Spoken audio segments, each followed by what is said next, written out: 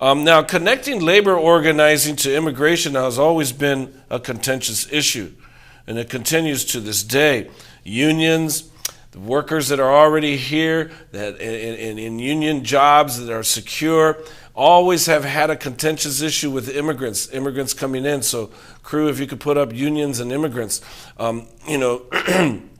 connecting labor organizing to immigration is such a contentious issue. It continues to this day, and as we witness immigrants protesting for their rights these last few years, they have encouraged organized labor to reclaim May Day as an international day of solidarity. So this May 1st, students pay attention to the different May Day celebrations where immigrants are going to come out en masse. But most importantly, March 25th is going to be a very important day because that's in 2006 when all immigrants came out against the Sensenbrenner bill. But we'll be appreciating that later. But what Cesar Chavez and this one and very important woman, Dolores Huerta, were able to do in the 1950s and 1960s was connect the urban communities to the plight of the farm worker in California. And that was key. We're going to visit a documentary entitled Chicano, a history of the Mexican-American civil rights movement as it chronicles the efforts of farm workers to form a national labor union. Let's go to the first segment on Chicano.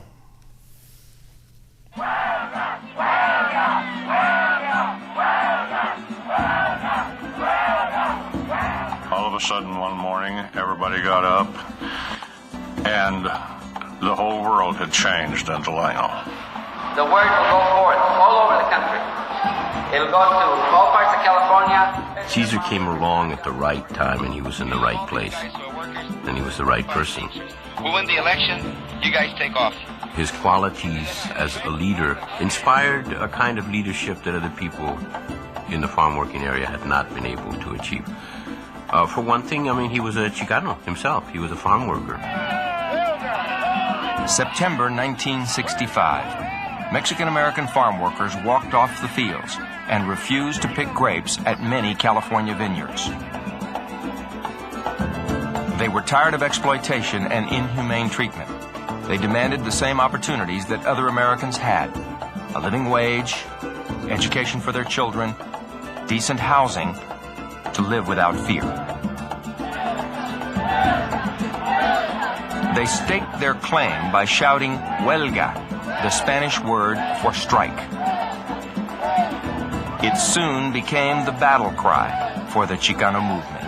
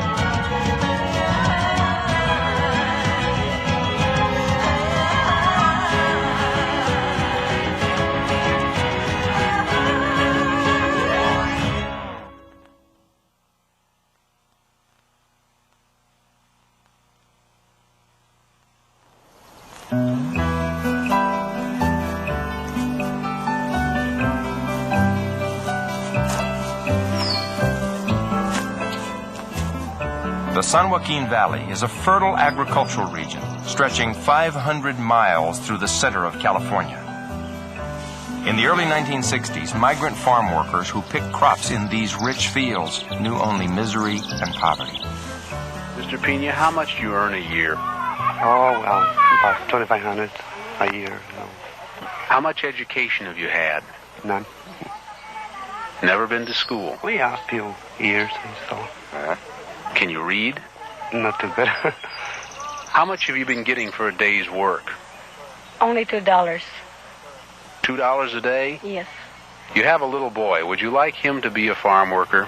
No, sir. I've been working all my life in fields, and I don't think it'd be the best place for him. I'd like for him to get a good education. Farm workers, unfortunately, were considered just another item in producing products like fertilizer or boxes or water. Most growers didn't treat their workers with any degree of respect or dignity. The life of a migrant farm worker was harsh. Long days of back-breaking work in the hot sun, exposure to poisonous pesticides, all for substandard wages. Life expectancy was 49 years. Education was usually limited to 2 or 3 years of school because children often had to work in the fields with their parents.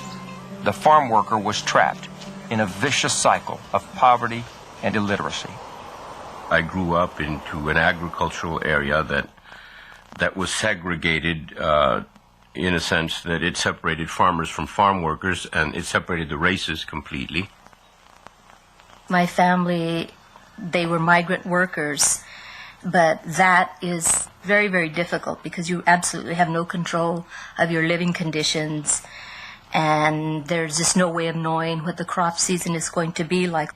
Just like all my brothers and sisters, and just like most of the people in the community, we all grew up in the fields. The only way that we could really put some roots down and to get an education was to have like a home base, because that was one of the things that we saw, that with the migrant families in particular, that they were pulled out of school all the time and they just really didn't have a chance to get much of an education. Economic rights are the essence of human rights. First of all, every study shows you that without economic rights, you don't have educational rights. When you are in a rural area, you're very vulnerable, especially if you are living from hand to mouth. There is very little integration of other ideas that's taking place when you're constantly moving. You never form a sense of place. You're constantly worrying if you're going to have enough money to pay for the gas, or you're going to have enough money to buy the food. It's a tremendous feeling of isolation, fear, where a rancher can do almost anything that they want with you. Past efforts to sustain a union among farm workers in California had failed. In 1964, U.S. officials put a stop to the Bracero program, which had allowed the legal importation of temporary farm workers from Mexico. The end of the Bracero program reduced the workforce available to growers, and California farm labor organizers saw an opportunity. Okay, we're going to return to that documentary. Very important documentary, especially Lionel Steinberg, who is one of the growers that eventually is going to join and negotiate with the United Farm Workers after a really long and bitter strike. But Lionel Steinberg said it right. You know, as a grower, Mexicans were not seen as human beings. They were just another item in their profit sheets.